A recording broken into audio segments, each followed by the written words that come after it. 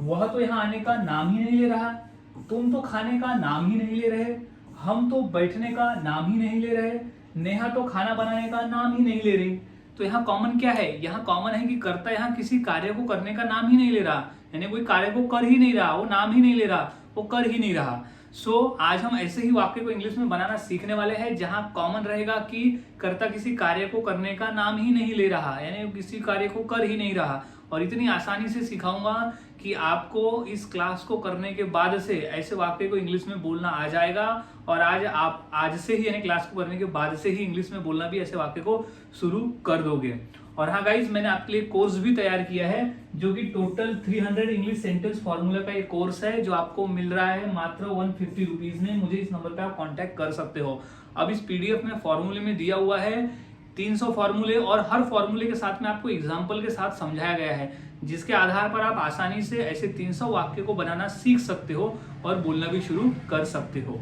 तो अब हम सीख लेते हैं कि इस तरह के वाक्य को इंग्लिश में कैसे बनाते हैं और कैसे बोलते हैं।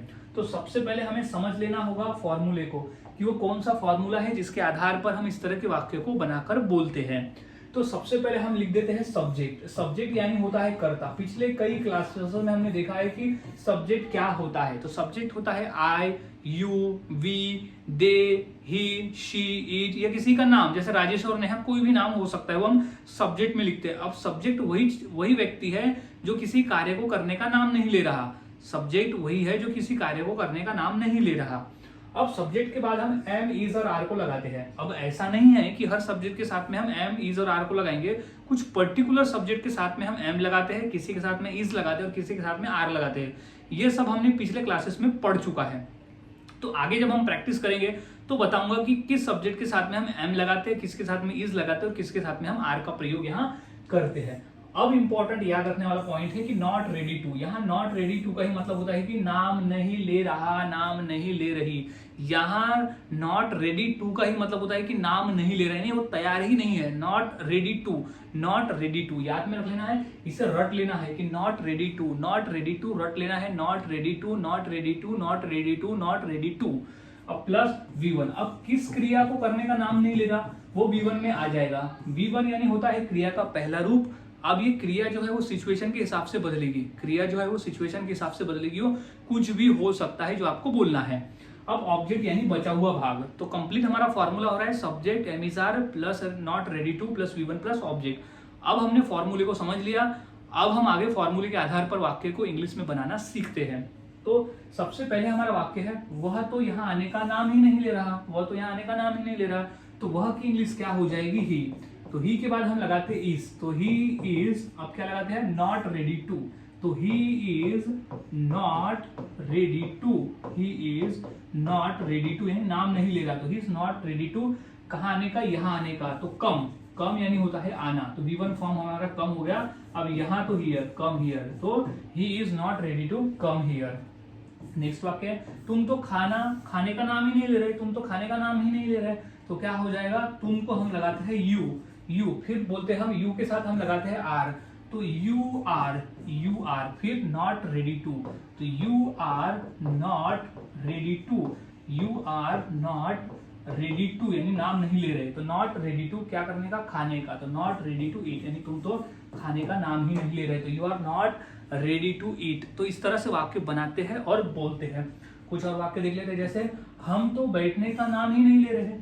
तो सबसे पहले सब्जेक्ट क्या आ जाएगा, हम। तो हम की इंग्लिश क्या होती है, वी। वी के बाद हम क्या लगाते हैं, आर। तो वी आर, फिर क्या हो जाएगा, नॉट रेडी टू। तो we are not ready to. तो we are not ready to यानी नाम नहीं ले रहे, क्या करने का, बैठने का। तो we are not ready to sit, we are not ready to sit यानी हम बैठने का नाम ही नहीं ले रहे। अब दूसरा है, नेहा तो खाना बनाने का नाम ही नहीं ले रही। तो इसकी इंग्लिश क्या हो जाएगी, तो सब्जेक्ट क्या हो जाएगा हमारा, नेहा। तो हम यहाँ लिख देंगे पहले नेहा। अब नेहा के साथ हम लगाते हैं इज को। तो नेहा इज, अब इंपॉर्टेंट पार्ट है कि नॉट रेडी टू। तो Neha is not ready to, Neha is not ready to यानी नाम नहीं ले रही। नॉट रेडी टू क्या करने का, खाना बनाने का।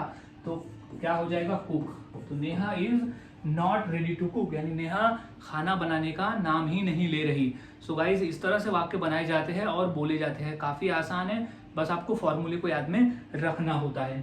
कुछ और वाक्य देख लेते हैं। जितना अधिक प्रैक्टिस करोगे उतना आसान होगा और उतना ही आसानी से आप बनाकर बोल सकते हो। सारा खेल यहाँ प्रैक्टिस का है।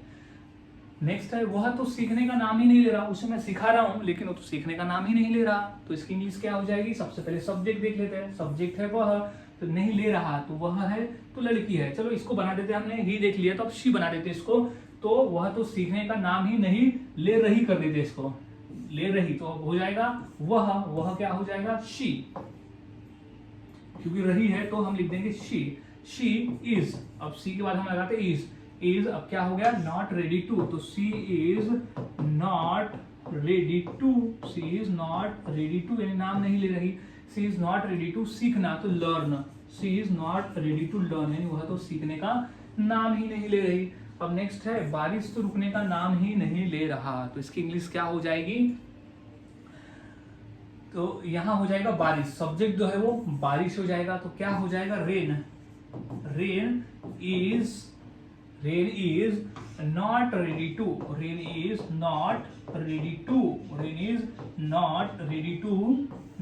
टू रुकना, तो stop not ready to stop यानी बारिश तो रुकने का नाम ही नहीं ले रही। सो गाइज इस तरह से वाक्य बनाए जाते हैं और बोले जाते हैं। काफी आसान है, बस आपको फॉर्मूले को याद में रखना होता है। तो अब इसी फॉर्मूले के आधार पर मैं 2 वाक्य देता हूं। तो है, वे तो खेलने का नाम ही नहीं ले रहे और तुम तो उठने का नाम ही नहीं ले रहे। तो ये 2 वाक्य की इंग्लिश क्या होगी?